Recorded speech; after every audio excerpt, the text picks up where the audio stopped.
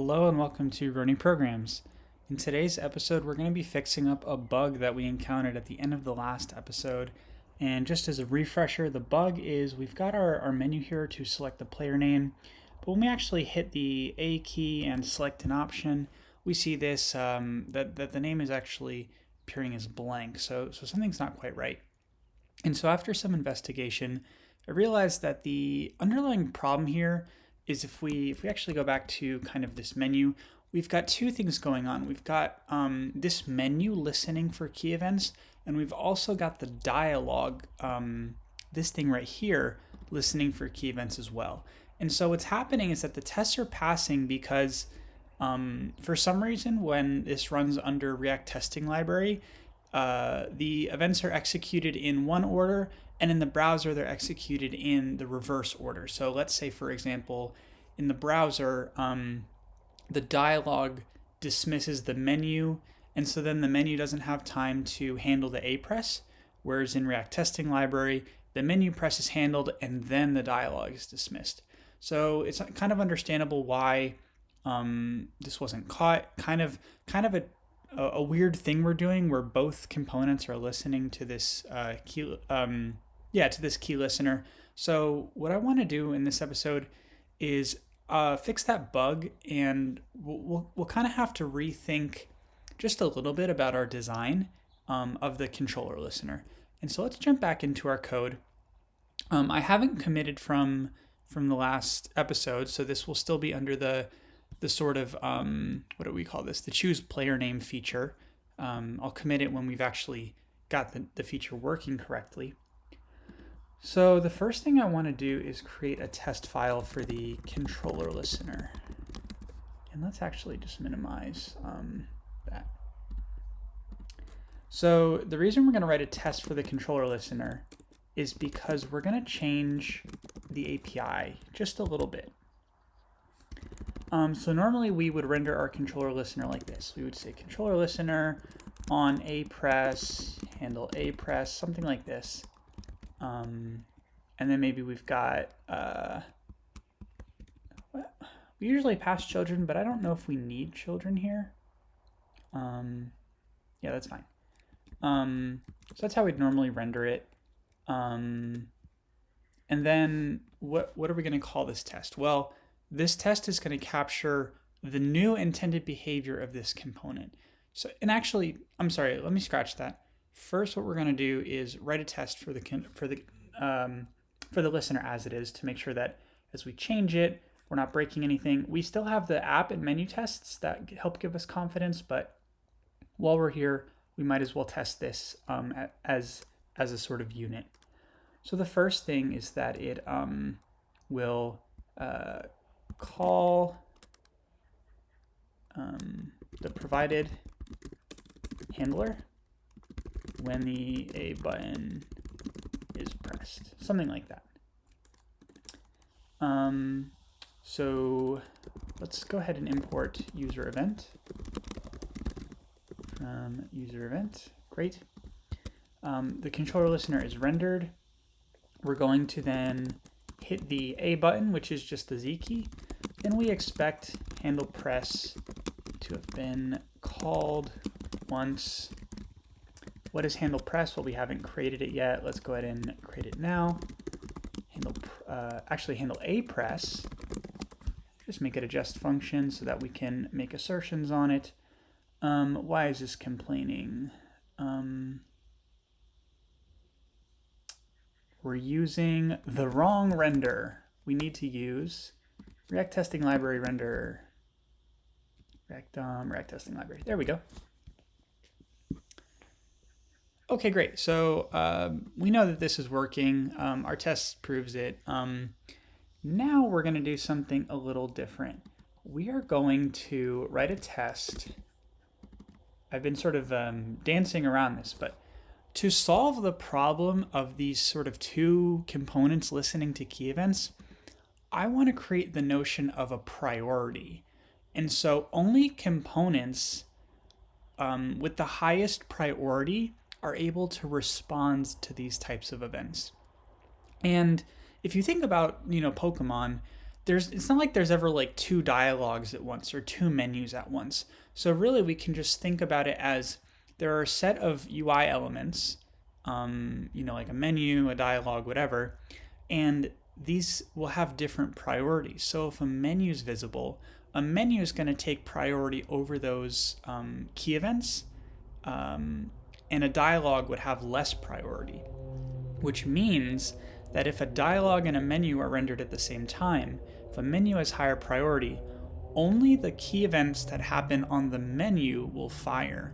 And so the reason that that's going to help us is because in here, if we have a menu visible and a dialogue visible, we're only going to register the APRESS for the menu. And then we can handle dismissing the dialogue as part of the callback when the menu item is selected. So I hope that kind of made sense conceptually. Let's go ahead and write a test for this.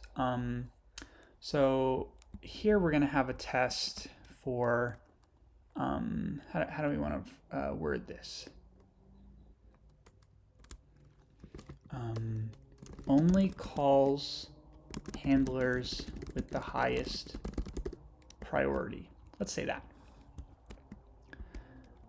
So now instead of rendering one controller listener, we're going to render multiple controller listeners. So this is a little weird to do in a test. At least I've never done this. I've never rendered sort of two components side by side like this.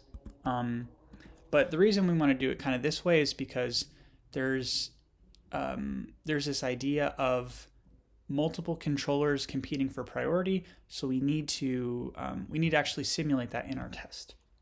So let's do like an on up press, on a press and an on down press, something like that, just to conceptually keep it pretty different. And for the first controller, we're going to pass it a priority of 0. And a priority I'm just thinking of as like a number, so that we can directly compare them. Nothing fancy here. This may or may not be the right API, but this is what I'm thinking to start. And you know what? Let's even go ahead and add another one to make sure that. Let me think about this. I'm going to change this test. Only calls the handler with the highest priority. I don't want to get locked into this, creating this use case where components of the same priority can handle key events, because that's kind of the problem we're seeing now, and it doesn't work very well. So it'd be great if all components had different priorities. Maybe we could enforce that in some kind of way, but let's just focus on solving the problem we have. So there's two listeners, two different priorities, and when we hit the Z key, we expect handle down press to be called, but we don't expect handle A press to be called. Oops, to have been called. And so let's run this test. So it's failing, and the reason it's failing is because handle A press was called. It has a lower priority, so we don't want it to be called. Our test is written. Let's go ahead and implement this. Let's figure out what this would look like. So the first thing we want to do is create a priority. I'm going to go ahead and make it an optional value and give it, a reasonable default. Let's say 0. We can assume that, maybe a priority is some kind of like, we could like define an enum outside of the controller listener. And I think 0 is a reasonable number. If that causes problems later, we can always change our design. But let's say the default priority is 0, just so that if, let's say there's only one listener running at a time, we don't have to worry about passing this priority value. Cool. Okay, next. So let's think about this. So the problem is coming from the fact that when a key event, when a key down event occurs, we're firing this on key down sort of independent of this priority field. So I think we want to pass the priority into the keyboard listener. so that the keyboard listener can handle this. I don't think the controller listener should be worried about this right now.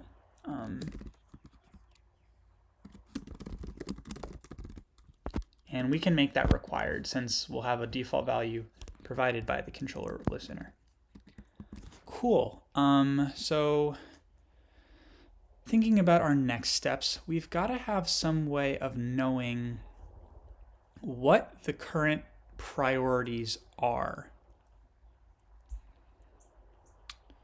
Yes. So I think the most straightforward way is to just keep a set. Let me think about this.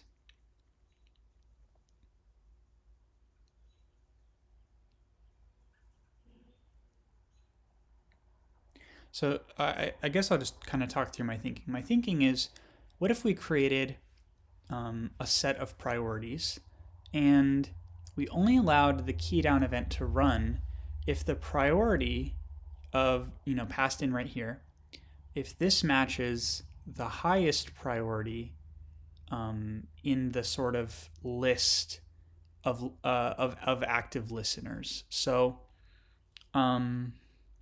just kind of thinking about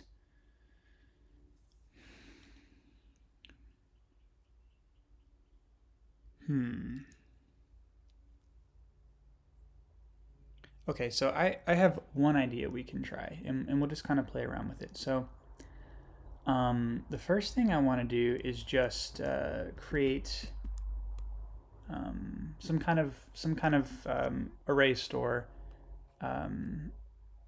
Maybe we can just say like the maybe we'll just call it like active. Let's call it active listeners.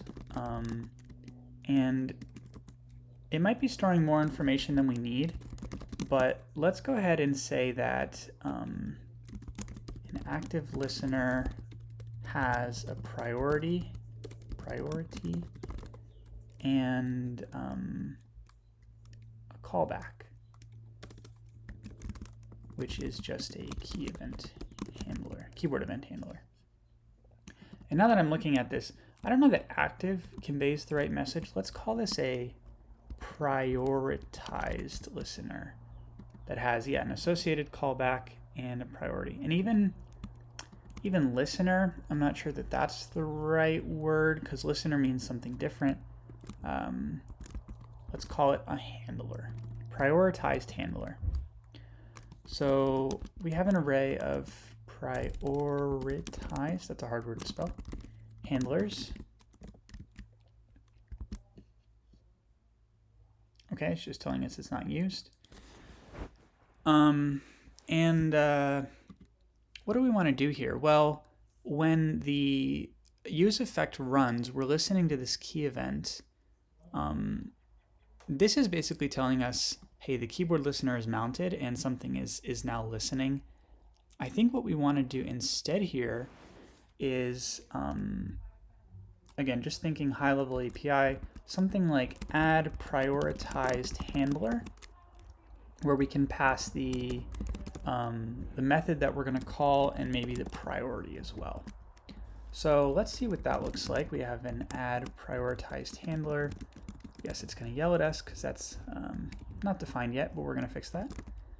So the handler, let's actually name this handler to keep it consistent, is a keyboard event handler, and the priority is just a number. It's going to be a pretty simple function. We're going to avoid mutation and just go ahead and replace the array. So, reassigning it and concatenating a new member with the handler and the priority. So a pretty simple utility function, but this does read a little bit more high level than something like this. It's not, right? The keyboard listener isn't directly interacting with the prioritized handlers. So let's do that. Make sure that our old tests are still passing. And then we've got this cleanup code. So when the listener is removed, we also probably want to remove the prioritized handler. And we don't need the priority. We just need the method the actual handler method that's being removed. So we have something like removed prioritized handler, keyword event handler. And once again, we're not going to mutate the array, so we can say handlers. So the way that you can remove an item, because there's no dot remove, and even if there was, that would be mutating the original array. We can filter by the, it's funny, this is going to be like handler.handler. Prioritized handler. I think we should call this listener just to avoid. It's hard. The terms are easy to conflate, I think, but and we'll call this prioritized listeners. Add prioritized.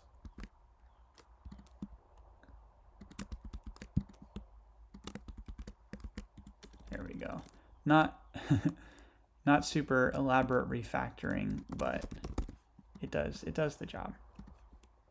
So we're going to filter listener, and if the listener.handle is not equal to the handler we were just passed, that's how we can basically remove the listener that we don't want anymore. Cool. So right now this code isn't really doing a whole lot. It's it's updating this array of prioritized listeners and removing them.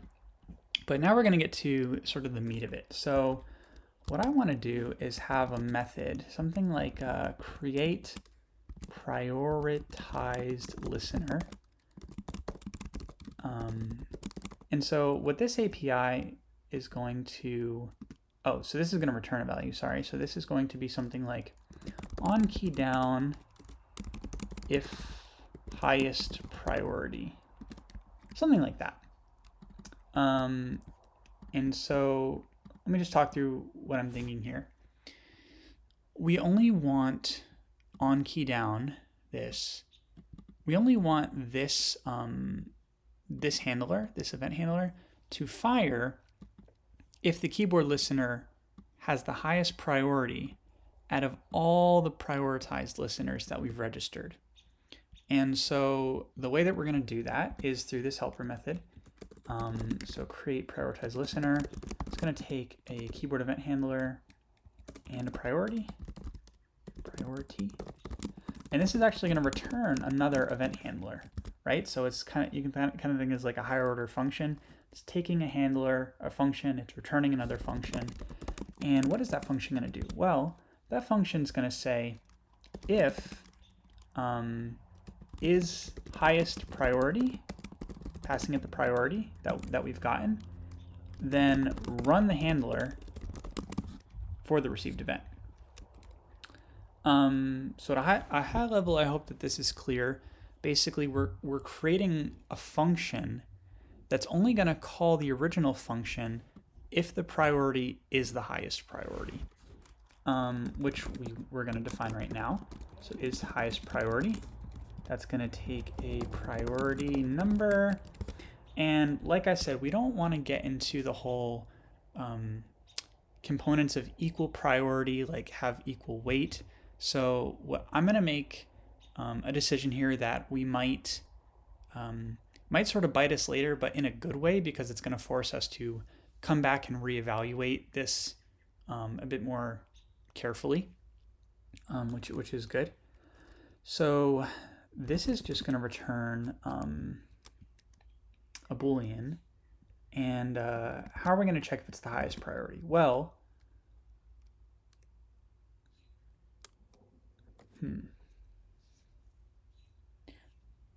we would basically want to say, okay, I take back what I said earlier. We're going to check this as the highest priority by just saying listener, is every listener's priority less than or equal to the priority that we've been passed? So this is going to allow for ties. So I'm taking back what I had just said, and the reason I'm doing it this way is just to keep the implementation simple. The other way, like we'd have to kind of like actually, Is there an easy way? Oh, I have a better idea. Okay, no. Retaking back. So we're gonna filter. This will be good. So we're gonna say listeners with priority, and we're gonna filter. Oops. Prioritized listeners dot filter listener. We're gonna filter to make sure that the priorities match. So the item has the highest priority if the priority is equal to the max math.max of the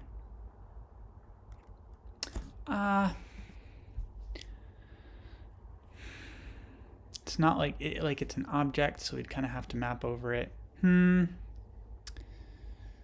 Reconsidering. This is the good part about sort of, we're playing around with the code. We're seeing that things are, a little more complicated than we thought. Okay, last time, I'm sticking to it this time.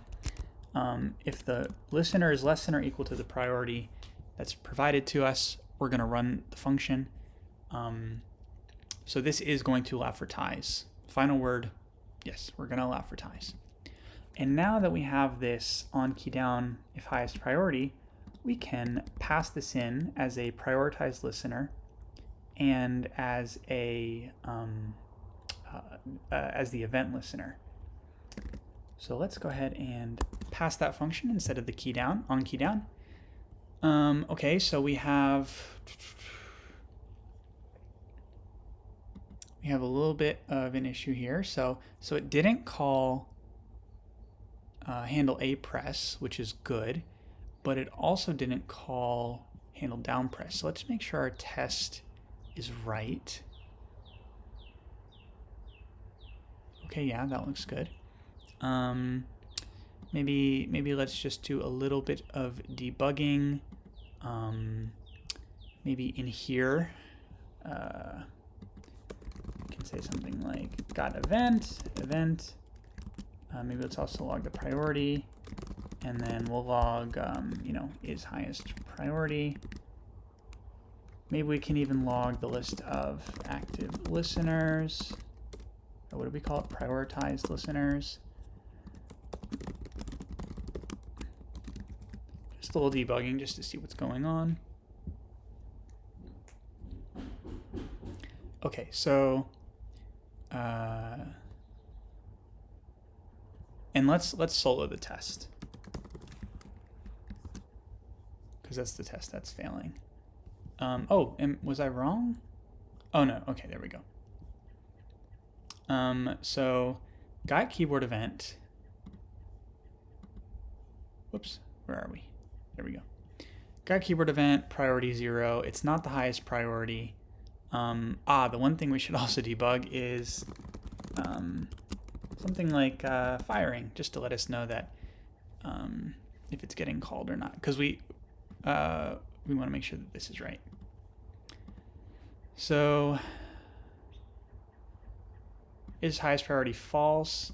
We have the list of active listeners. Then it gets another event with priority 1. It is the highest priority. Same active listeners. It's going to fire that handler. But interesting, on down press is not getting fired. Wonder why that could be.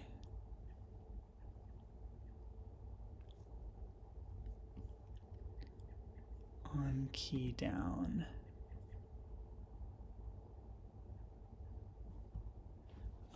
We should get the event here. So let's see what event we're getting here. Oh wait, what's going on? Oh, that's in the switch. There we go. So it gets Z. Oh, did I? Yeah, I'm a dummy. We're not actually hitting arrow down. Arrow down, right?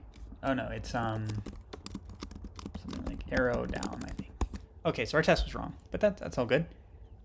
So it doesn't fire the handle A press, but it does fire the handle down press. And let's even be, you know what, actually I kind of liked it the way it was here. I think that's a little, to me that's just a little bit more straightforward.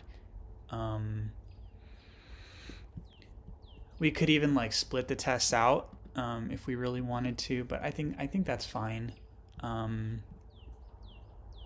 Yeah, okay, that's good. So now let's go ahead and clean up some of that debugging logic we had. This is great. This is going to be really cool. So I think that's all the console logs we had. We can unfocus that test, of course. Looks like we might have one more console log. Great, all our tests are passing. Let's go ahead and stage. So now the last thing, well, there's really two things we have to do. The first thing we have to do is assign a priority to the items that need a priority. And the second thing that we can do is, or the second thing that we'll have to do is actually fix our code, because once we've created this priority order, it's going to break our existing implementation. Our test will tell us that, and then we're going to go ahead and fix it up.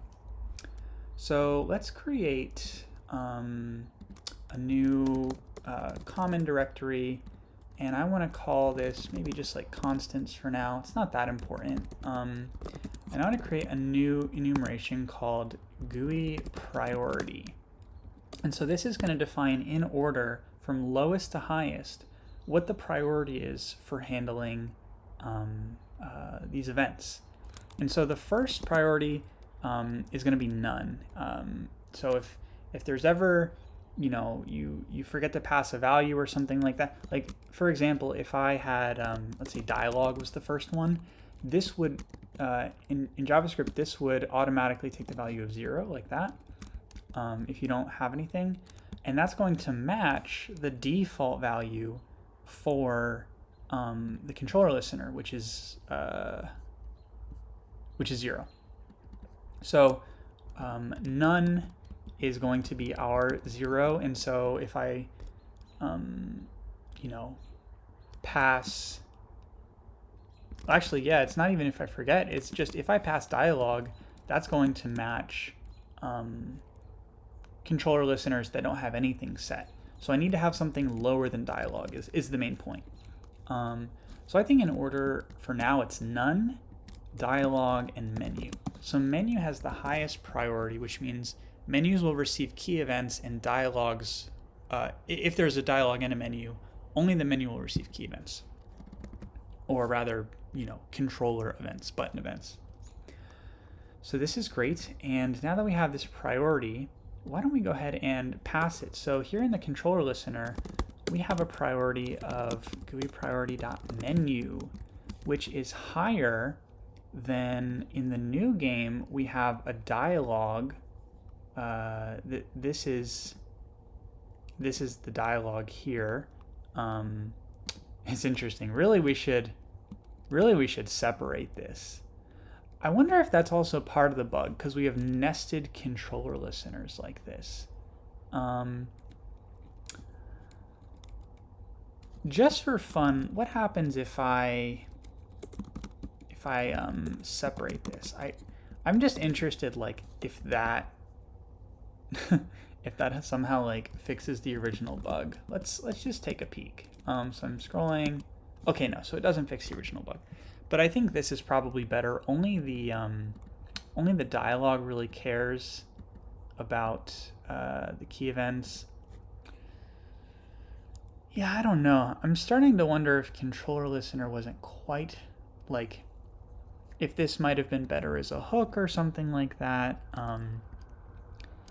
Regardless, let's keep the code as it was. I don't think this is going to be a problem, especially if we have these priorities assigned.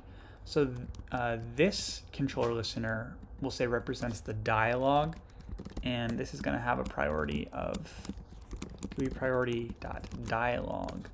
So remember, that's less than menu. And so when I save both of these files now, we probably are going to see some test break, because the way we're handling these events is now different. Only the menu will receive the controller event when the A button is pressed. So let's go ahead and save. So indeed, our test does break, and so let's try to understand what's happening there. So it's getting to the first "what is your name," and then we're hitting A, and that's going to fire this callback right here, which just sets the player name. So now what we need to do is a little bit different. We want to set the player name, but we also want to dismiss the dialogue. So before, remember, this callback was also getting fired by the handle A press. So handle A press calls dismiss. Dismiss gets rid of the menu, and then it goes to the next dialogue message. So what I think would be better is to call this what do we want to call this? Something like go to next dialogue message, or maybe just show next dialogue message. Yeah, let's do that. And we're just going to call that when the menu item has been selected. So we set the name, and then we show the next dialogue message. And because we're showing the next dialogue message, the current one is going to be dismissed. When it's dismissed, the menu will go away. I think this is what we want. So let's run this test. We have in handle A press. That's right, because we renamed it. So now on A, we're going to show the next dialogue message. Awesome, our test passed. Let's well, first let's stage because we're in a great state, and then let's go into the app and see if that fixed our bug. So here I'm at the new game. Okay, cool. I'm scrolling through, and I pick Ash. Awesome. We see the menu goes away. We see the right name. That's great. Let's go ahead and just see if okay, cool. Just picking all the names. Maybe picking a name and just kind of moving around. Okay, so I think at this point we're reasonably confident that the feature is working. We've tested it in the app. Our tests are passing. So I'm going to go ahead and say we're calling this feature done. And this is the choose player name, I think is what I called this, right? Choose player name. Great. And now we'll have we can do something something small for the rest of this video. It's going to be a shorter episode than the last one. Choosing the rival name. So we can take the functionality we just built over the last, the beginning of this episode and the episode before, and allow the player to select the rival's name. And so you can see we're going to be kind of the same as the last story. After this dialogue, I see another dialogue and a menu appears. Same deal, I can scroll through the menu, I can confirm my selection. Yeah, and so probably implementing this story, these acceptance criteria, it's going to show us what's still lacking in our design, what still needs to be improved. But let's take what we've built and see what we can do.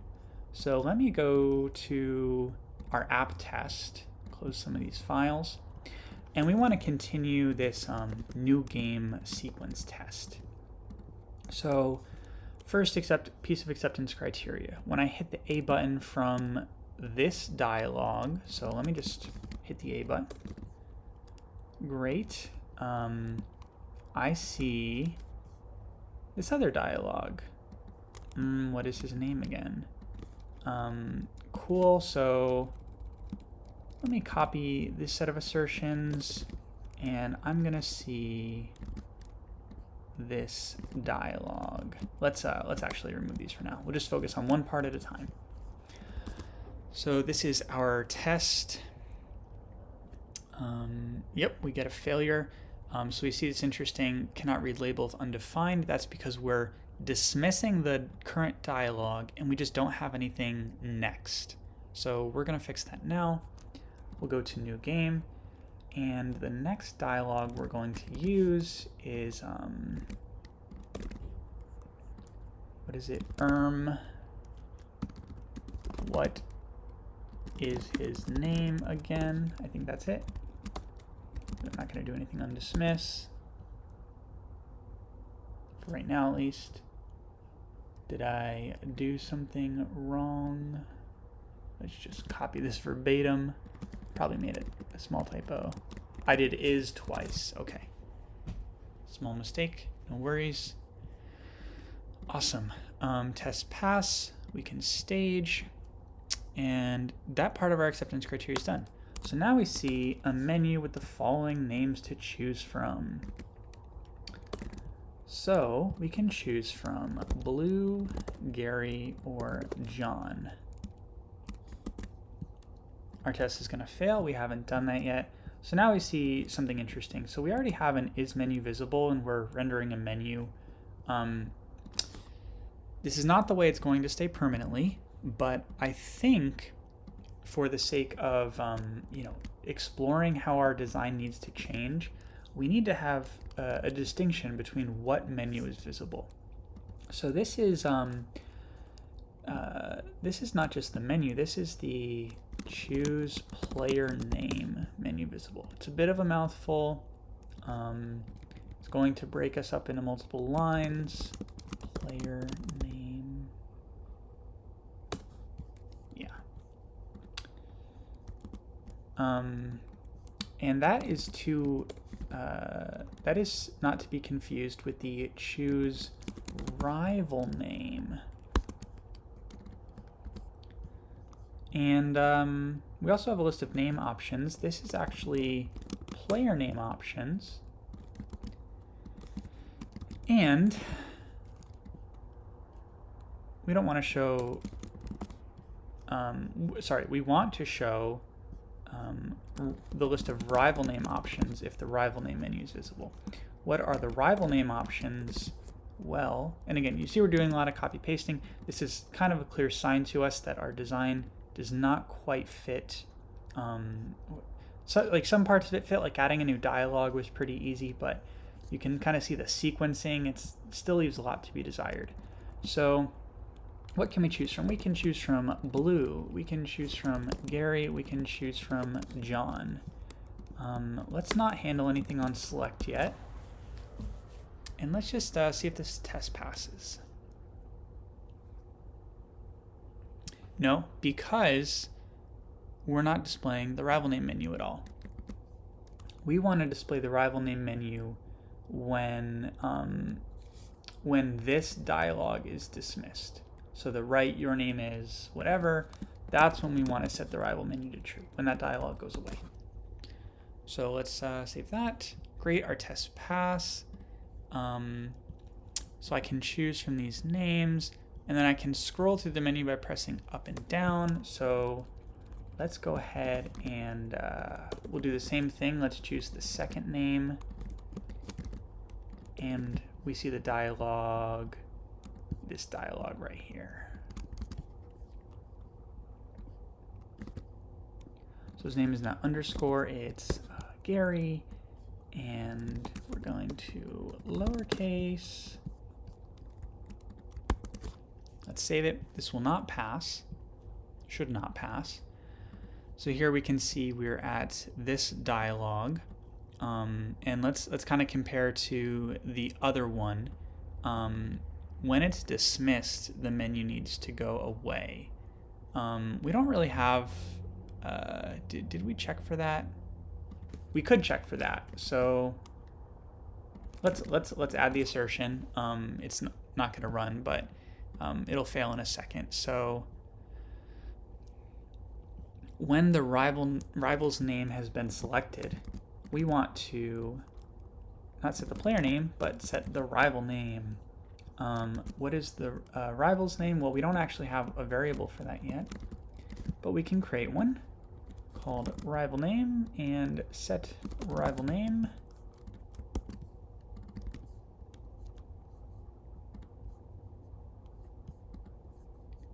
Awesome. So it's still saying we're not seeing this text. Well, we haven't done two things. We haven't created a dialog for it, which we can do right now. What is it expecting? It's, I'll copy it from here again.